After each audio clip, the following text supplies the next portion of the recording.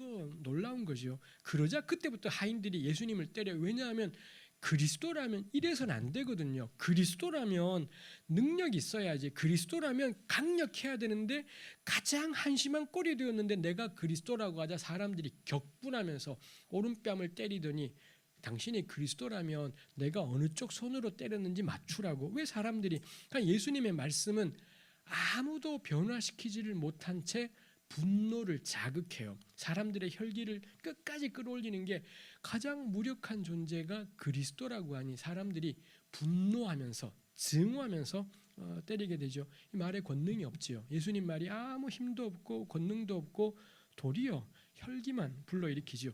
이때 주님이 내가 그니라 하면서 요 구절, 인자가 권능자의 우편에 앉은 것과 하늘 구름을 타고 오는 것을 너희가 보리라. 다니엘 7장 13, 14절을 여기다가 인용하더라라는 것입니다. 보통 우리 교회 바닥은 그 다니엘 7장 13, 14를 마가복음이 인용할 때 인자가 권능자의 우편 하늘 구름을 타고 온다가 예수 그리스도의 신성을 뒷받침하는 구절이다. 이렇게 풀이합니다. 정말 틀린 이야기일 거다 싶어요. 다니엘서 안에서 7장 13, 14절은 신성에 대한 강조가 아니지 않습니까? 우리 보았다시피 여기 인자 같은 이가 누구냐 해설을 보니 18절, 22절, 27절을 보니 성도였다라는 것입니다. 그 다음에 예수께서 그 구절을 인용하실 때도 영광의 그리스도일 때 인용하신 거면 그게 신성인데 언제 인용하시느냐? 가장 낮아졌고 무력해졌고 죽게 되었을 때 그때 이 구절을 인용했다라는 점에서 다니엘 7장 13, 14절은 예수 그리스도의 신성을 드러낸 구절이 아니라 완전한 인간이심을 드러낸 구절이라고 풀이하는 게 저는 훨씬 타당하겠다 싶어요.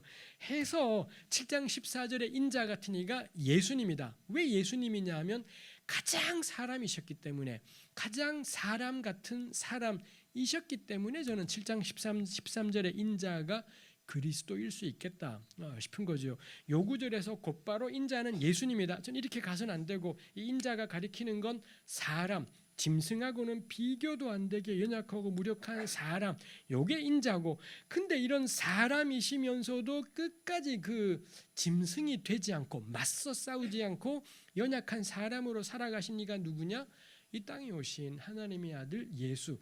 그래서 예수님은 인자다 라는 것, 뭐 이렇게 저는 풀어가는 것이 타당하겠다 싶은 거죠.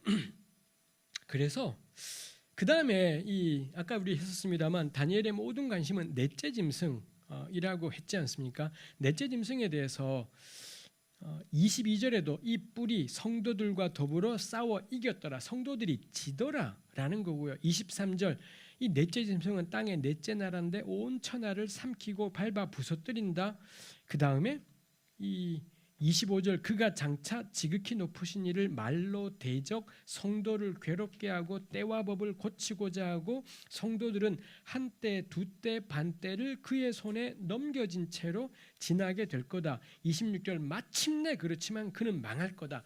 해서 여기에는 짧게 이 넷째 짐승의 시대가 성도들에게는 환난의 시대라는 걸 이야기하고 있죠. 여기는 아주 짧게 말하면서 그 기간이 얼마큼이냐, 한때, 두때, 반때라고 되어 있습니다. 한때, 두때, 반때는 세때 반인 거지요. 세때 반이라고 이야기하고요.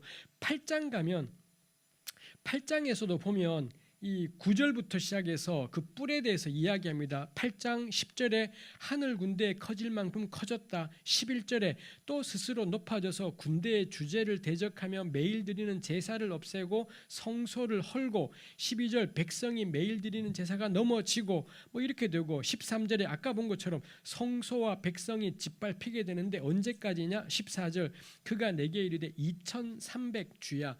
낮과 밤을 따로따로 계산해서 2300이니 하루로 치면 절반 1150일이고요. 1150일이 대략 3년 반의 시간이라고 할 수 있습니다. 그 다음에 이게 또 뒤에 가면 이 넷째 짐승의 시대에 닥쳐올 환란을 아까 이야기했던 것처럼 9장에 가면 더 길게 그거를 뭐 71회와 연관해서 풀이하고요.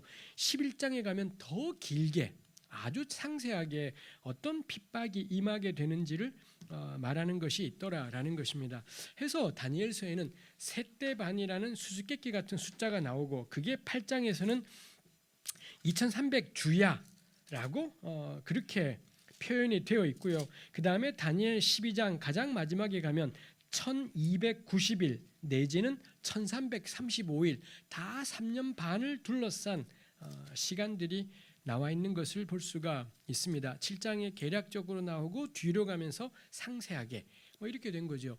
셋대반이 가리키는 게 뭘까가 또 이게 다니엘서가 늘 훌러덩 이 이단 사이비로 가게 되는 게 망할 놈의 날짜 계산이지 않습니까? 날짜 계산하면서 별의별 이야기들이 나오지요. 모르겠다 싶어요. 왜 셋대반이라는 표현하고 나머지가 대략 3년 반을 둘러싼 것이긴 하지만 하여튼 만만치는 않지요. 저는 나름 일단 정리를 한 것이 셋대반은 3.5는 숫자 7의 절반이지요. 우리 구약 성경에서 숫자 7은 하나님의 완전, 하나님의 충만, 신성 이런 걸 상징하는 게 숫자 7이지 않습니까? 그렇다면 여기 셋대반은 숫자 7의 절반을 가리키는 거다 싶어요. 그래서 이 넷째 짐승 하나님의 대적 세력이 횡행하는 시간이 반드시 있다라는 겁니다. 반드시 셋대반으로 상징되는 바 그 끔찍한 고통의 날은 피할 수도 없고 반드시 그런 날은 올 거다라는 게 셋대반인 거고요. 근데 그 기간은 그래봐야 셋대반 하나님의 시간이 7이라면 그 넷째 짐승의 시대는 셋대반에 불과하다. 셋대반에 불과하지만 반드시 거치게 되는 셋대반. 그럼 그 셋대반의 시간 동안에 성도들에게 필요한 건 뭔가요?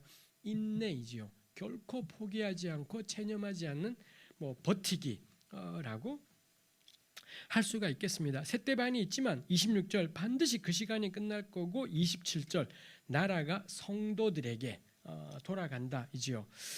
특이한 게 28절입니다. 그 말이 이에 그친지라. 다니엘이 다 들었잖아요.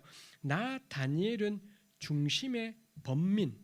이 중심의 번민이 15절에도 있습니다. 14절까지 환상을 보았고 15절 나 다니엘이 중심의 근심 내 머릿속에 환상이 나를 번민. 거기도 중심의 근심하고 번민해요. 28절 해석까지 다 들었습니다. 근데 여전히 다니엘은 중심의 번민 얼굴빛이 변했다. 이렇게 되어 있어요. 왜 다니엘의 반응이 이렇지 싶은 거지요. 보통 예상되는 반응은 아멘 할렐루야 이지 않습니까? 하나님이 승리하시겠네요. 마침내 우리가 이기는 거군요. 감사 찬양이 나와야 될 맥락에 다니엘은 감사하지도 찬양하지도 않고 괴로워해요.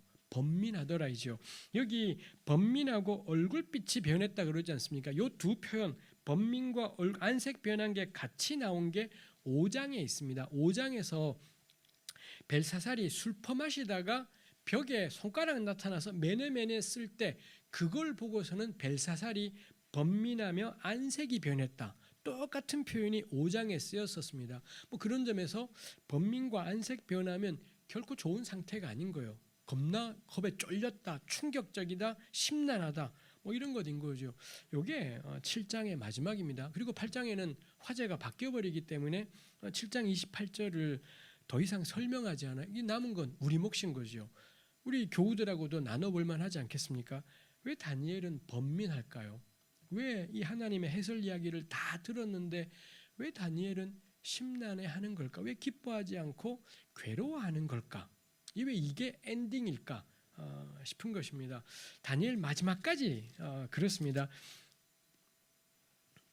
다니엘서 12장 8절에 12장 7절에도 가면 다니엘 12장 7절에 이 천사가 등장해서는 반드시 한때, 두때, 반때를 지나서 성도의 권세가 다 깨지기까지이니 그렇게 되면 이 모든 일이 다 끝나리라 하더라. 8절 내가 듣고도 깨닫지 못한지라.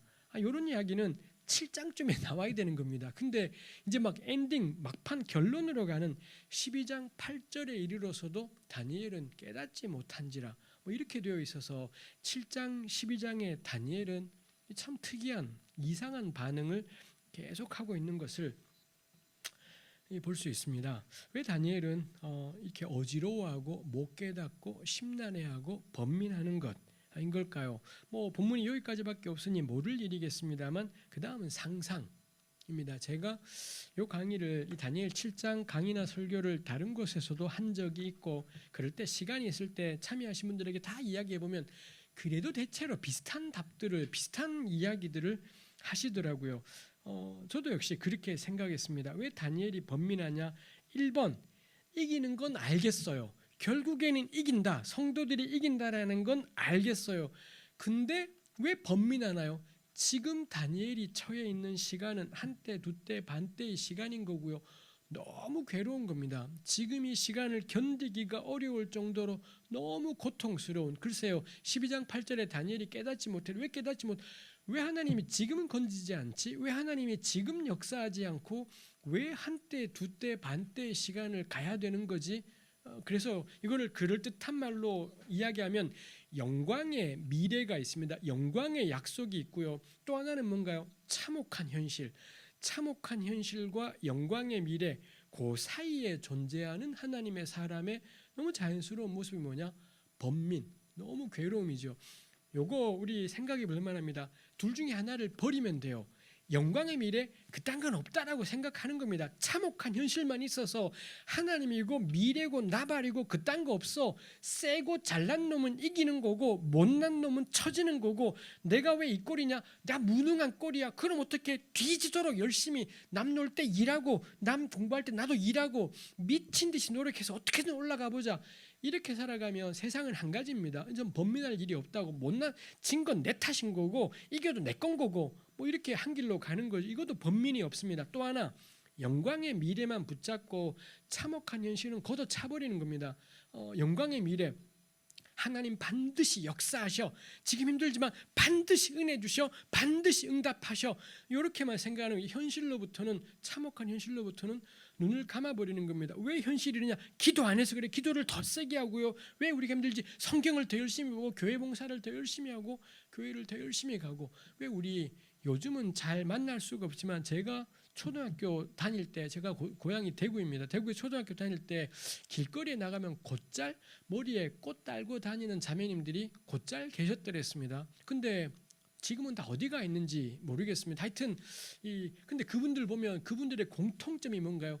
전부 웃고 있습니다. 오늘도 오다가 어딘가에서, 여기 오다가 어딘가에서 보았습니다만 겁나 환한 얼굴로 계속 말씀하고 계시는 어떤 이 자매님이 저기 계시더라고요. 그런 분들의 얼굴을 보면 다 우울하지 않습니다. 겁나 화나고, 우리 흔히 말해 정신줄을 놓았다 할 때 이분들 전부 다 아주 화나죠. 왜 화난가요? 그분들은 현실의 참혹함은 놔버렸습니다. 현실의 참혹함은 놓아버리고 자기만의 세계로 들어가는 거죠. 우린 그런 분들 보고 겁나 짠해할 수도 있지만 그분들 스스로는 하나도 번민이 없습니다. 왜냐하면 현실의 참혹함은 놓고 자기만의 세계로 가버렸기 때문에. 왜 다니엘이 번민할까요? 참혹한 현실만 붙잡고 하나님의 약속 같은 거 때려쳐버리든지, 아니면 하나님의 약속에 취해 살면서 난 항상 기뻐, 주님이 응답하실 거기 때문에 늘 감사해, 이러면서 현실을 참혹하면서는 그냥 없는 것처럼 질끈 눈 감으면, 그러면 저는 기뻐하며 살겠다, 아니면 모지게 마음 먹고 살겠다 싶은 거죠. 근데 참혹한 현실, 우리가 처해 있는 한때, 두때, 반때의 너무 고통스러운 현실을 생생하게 들여다보고 그 속에서 살면서, 근데 동시에 임하게 될 그 영광의 나라에 대한 기대를 가지고 있는 겁니다. 좀 그러면 그 사람은 번민하며 살아갈 수밖에 없을 거다 싶은 거죠. 그 점에서 번민하는 그리스도인, 이야말로 전 우리 시대 그리스도인의 표상이어야 되지 않냐 싶은 것이지요. 우리 옛날에, 제가 어릴 때는 늘 감사하는 그리스도인, 항상 기뻐하는 그리스도인, 이게 예수 믿는 사람의 특징이었다면, 저는 어쩌면 우리 시대 기독교인의 특징은 번민하는 것. 왜냐하면 이 현실과 미래 사이에 살아가기 때문에 그렇겠다 싶은 거죠. 그리고 더 나아가서 이게 사람이다 싶어요. 사람이라면 이렇게 번민하며 괴로워하며 살아가는 게, 근데 우리 짐승이 되어버리면 이런 거 사라집니다. 짐승은 더 이상 번민하지도 않고 갈등하지도 않는 거죠. 세고 강력하고 자신이 원하는 건 다 되는 거기 때문에. 그래서 끊임없이 저는 우리 교회가 짐승의 유혹을 받는다 싶어요. 메가 처치를 막 엄청 강력하고 커져서 원하는 건 뭐든지 할 수 있는.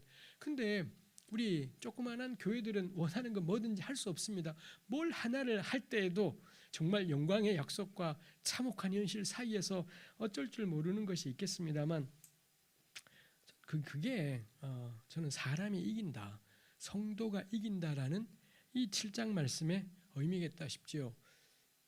우리 왜 그러지 않습니까? 옛날에는 중고등학교 때 아이들을 왕따시킨다지만 요즘은 초등학교 3, 4학년만 돼도 아이들이 귀신같이 알아요. 누구를 짓밟아도 괜찮은지, 딱 공부를 못하거나 가난하거나 성격이 소심하거나, 희한하게도 초등학교 3, 4학년인데 이미 그런 아이를 알아서 지근지근 밟고 괴롭히고 따돌리고 이런 일들이 초등학교에서 이루어지더라고요. 얘들도 그렇고요. 중고등학생도 그렇고 너 왜 괴롭혀? 물어보십시오. 천편일률입니다.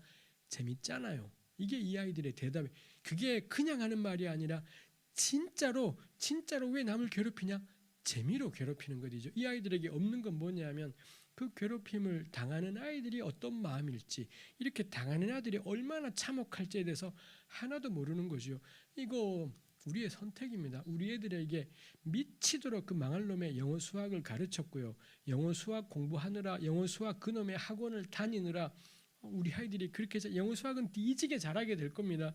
근데 옆에 친구가 괴로워할 때 왜 괴로워하는지를 하나도 이해하지 못하는, 하나도 느끼지 못하는, 전 그게 우리 시대이다 싶어요. 짐승인 거죠. 이건 사람이지 않습니다. 짐승처럼 되어가는 게 있습니다. 제가 농담처럼 이야기합니다.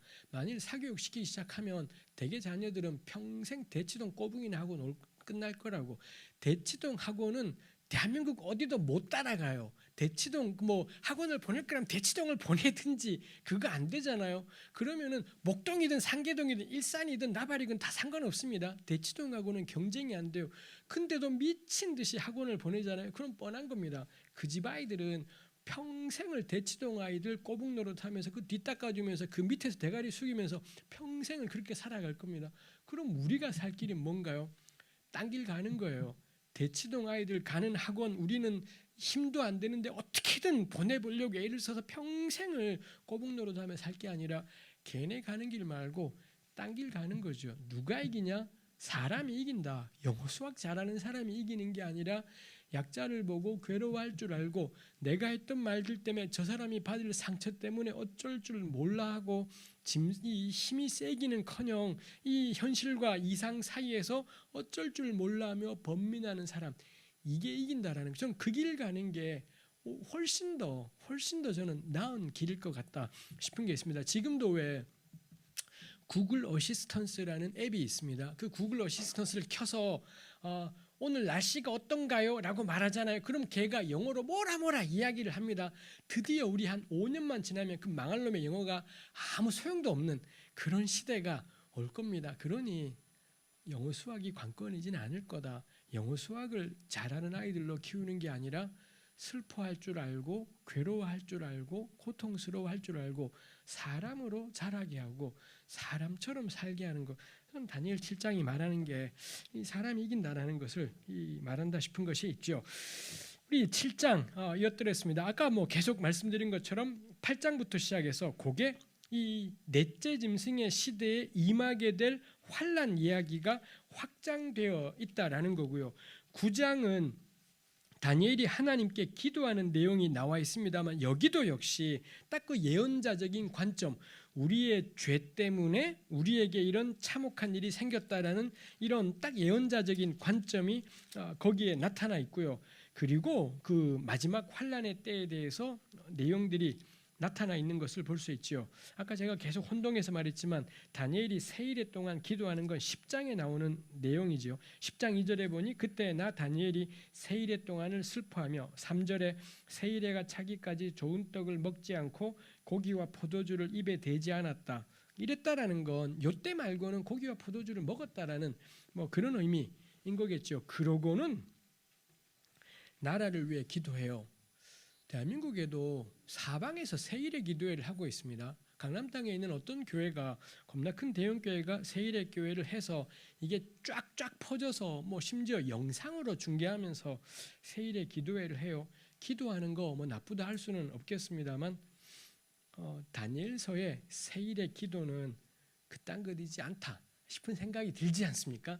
다니엘서는 그 교회가 진행하는 그런 세일의 기도에 이지 않아요. 지새끼하고 연관해서 자기 식구들하고 연관해서 그게 다니엘이 세일의 동안에 고기 포도주 안 먹으면서 울면서 했던 기도의 내용하고는 너무 거리가 멉니다. 성경에 나오는 이 멋진 기도들을 우리네 교회들은, 특히 대형 교회들은 탐욕스러운 수단으로 전부 다 바꿔버려서 지새끼 잘 되고 지남편 잘 되고 지금 마누라 잘 되고 온통 이런 일들에다가 이 하는 것이 있어요. 극단적이죠, 사실. 제가 말하는 게 약간 극단적이긴 합니다. 세일의 기도에도 좋은 점도 있겠지만 제가 너무 나쁘게만 보는 것이 있겠습니다만 하여간에 개인적으로는 참 밥맛이다 싶은 것이 있습니다. 11장에 가면 이제 11장에 줄기차게 나오는 게 북방왕 남방왕입니다. 아까 제가 했지 않습니까? 알렉산더가 온 세계를 장악했고요. 그가 죽은 다음에 4명의 부하 장군들이 넷으로 쪼개가졌고, 근데 좀 지나서는 이 애굽을 차지한 톨레미, 이 메소포타미아를 차지한 셀류커스가 강력해졌고요. 다니엘 11장의 남방왕은 톨레미 왕조를 가리키고 11장에 나오는 북방왕은 셀류커스 왕조를 가리키는 것입니다. 그래서 이 톨레미와 셀류커스가 계속 치고받고 싸우면서 세력 확장을 하려고 하는 거죠. 그래서 이 역사는 구약 이스라엘 전체의 역사입니다. 이 고대 세계는 딱 애굽이 나일강이 흐르고 있는 곡창지대인 거고요. 메소포타미아라는 말 자체가 강 사이 지역입니다. 유프라테스, 티그리스가 흐르는, 지금도 우리 세계 지도, 왜 우리 평지는 초록색으로 표시하고 그런 세계 지도 보면 나일강 유역은 평지고요. 이 유프라테스, 티그리스 유역도 평지입니다. 근데 팔레스타인은 온통 산지, 대한민국도 70%가 산지라 그러지 않습니까? 딱 그렇지요. 그래서 유프라테스, 티그리스 엄청난 강이 있다 보니 거기는 농사가 가능하고요. 농사지어서 남아야지, 먹고 남아야 저축이 돼야지 그 다음에 투자를 할 수가 있지 않습니까? 그래서 곡창지대는 투자가 가능하고, 그럼 그 다음에 더 많아지고 그럼 여기에는 제국이 생겨요. 고대 나일 문명과 오리엔트 문명이 생긴 게 이 나일강과 유프라테스, 티그리스 이것 때문에 그럴 겁니다. 그에 비해 팔레스타인 땅은 좁고 긴 땅, 왼쪽으로는 지중해고요, 오른쪽으로는 요단 계곡 넘어가서 금방 아라비아 사막이 나와버립니다. 그래서 동서폭이 200km가 안 돼요. 200km면 서울 대전거리예요. 그 정도밖에는 동서폭이 안 되고 이렇게 길고요. 이 좁고 긴 땅의 왼쪽 지중해 연안만 초록색으로 되어 있는 경작 가능한 지역이고, 조금만 더 가면 이건 농사를 늘 지을 수 없는 그런 땅, 아주 좁은 땅이더라는 거죠. 이 팔레스타인 땅은 그래서 먹고 남지가 않습니다. 먹고 남아야 투자를 해서 그 다음에는 군사를 사고 전쟁에 이기게 되는데, 그래서 역사적으로 팔레스타인 땅에는 세계적으로 큰 나라가 단 한 번도 등장할 수가 없었죠. 왜냐하면 좁고 긴 땅이기 때문에 그럴 수가 없지요. 애굽이 장악해서 전부를 먹어치우지 않습니까? 그럼 애굽은 그 다음은 다 사막이다 보니 애굽은 어디를 먹고 싶냐? 메소포타미아, 오리엔트 지역을 먹고 싶어져요. 그러면 거기 가려면 이게 좁고 긴 땅의 오른쪽은 다 사막, 이러다 보니 무조건 팔레스타인을 지나서 이 오리엔트 유프라테스 쪽으로 갈 수가 있는 거죠. 유프라테스, 티그리스 이쪽을 장악했던 아수르, 바벨론, 페르시아가 힘이 넘치잖아요. 그럼 어디를 먹고 싶냐? 애굽입니다. 애굽을 먹고 싶고, 여기서 애굽으로 가려면 무조건 팔레스타인을 지나가야 되는 거죠. 그래서 팔레스타인은 돈이 안 되는 땅입니다. 이게는 돈은 하나도 안 되는데 왜 중요하냐? 여기를 장악해야지. 애굽이 가령 여기를 장악했다. 그럼 여기에 병참 기지를 마련해서 유프라테스로 이게 되는 거고요. 이쪽 지역이 여기 팔레스타인을 장악했다. 그러면은 이 그랄, 블레셋 요 정도에다가 병참을 만들어 놓고 애굽으로 진격, 이게 되더라는 거죠. 그래서 고대 근동의 역사에서 팔레스타인을 장악한 나라가 세계 제국인 겁니다. 딱 우리나라로 치면 한강 유역을 고구려 백제 신라가 돌아가면서 먹어치우지 않습니까? 한강 유역 먹었을 때 센 것처럼. 그래서 팔레스타인은 그 자체로는 돈이 안 되는 땅이지만 이집트로 가기에, 오리엔트 지역으로 가기에 반드시 거쳐야 되는 통로가 여기인 거죠. 그래서 고대 중동은 내내 이 싸움, 이 양아치들이 맨날 양대 강국이 이 북동쪽에 이쪽 지역하고 남서쪽에 이집트하고 맨날 싸우는 데가 팔레스타인입니다. 그래서 팔레스타인 땅의 고고학은 이 땅을 파면은 이 땅 유물보다 이집트 유물이 발굴이 되고 이란, 이라크 유물이 발굴이, 왜냐하면 맨날 여기 와 싸우니. 우리 청일 전쟁은 청나라에서 싸우든지 일본에서 싸우든지 하는데 이 망할 놈들이 조선 땅에서 청일 전쟁을 해버리고 뭐 이딴 짓들이 있지 않습니까? 딱 그런 상황이 되죠. 이게 하나님이 약속하신 약속의 땅입니다. 정말 하나님도 어지간하지 않습니까? 진짜 약속의 땅은 유프라테스, 갈대아, 우르 이런 데가 진짜 젖과 꿀이 흐르는 땅인 겁니다. 아브라함이 거기에 겁나 오래 살았잖아요. 근데 하나님이 젖과 꿀 어쩌고저쩌고 하시더니 슝 해서 팔레스타인. 이 아브라함 4대 가서 야곱 요셉 때 가서 이집트 갔잖아요. 이집트에서 400년을 살았어요. 그러면 자기 조국이나 마찬가지죠. 거기서 역사하면 될 건데 굳이 젖과 꿀 그러시는 다시 끄집어내서 팔레스타인. 이게 하나님의 역사지요. 그래서 성경의 젖과 꿀은 절대로 젖과 꿀이지 않습니다. 하나님이 젖과 꿀이에요. 갈대아 땅에 살면 내가 왜 사는지가 헷갈려요. 땅의 비옥함 때문인지 무엇 때문인지 헷갈리지만 이 팔레스타인 땅은 하나님이 아니면 못 사는구나. 이게 명료하게 드러나는 동네가 이 팔레스타인 땅인 거죠. 그게 저는 젖과 꿀이는 땅이겠다 싶어요. 다니엘 11장이 이스라엘 역사 내내 이루어지던 북방왕과 남방왕의 싸움, 이게 이루어지고 있는 거고요. 이 나라들이 차례로 팔레스타인을 장악하고 이런 일들이 있습니다. 나눠드린 자료에 이 11장이 각각 어느 시대에 해당되는지를 쭉 이야기했던 것들이 있고요. 특히 다니엘서 11장 20절부터 등장하는 그 북방왕이라는 존재가 누구냐? 셀류커스 왕조에 속했던 안티오코스 에피파네스 안티오코스 3세, 안티오코스란 이름을 가진 셀류커스 왕가의 왕들이 여럿 있었고요. 그 중에 안티오코스 3세, 이 사람이 자기를 스스로 이름 붙이기를 에피파네스라고 이름을 붙였습니다. 그래서 우리가 보통 안티오코스 4세입니다. 안티오코스 4세 에피파네스 혹은 안티오코스 에피파네스 혹은 그냥 에피파네스 뭐 이렇게 이름을 짓기도 하는 왕인 거지요. 이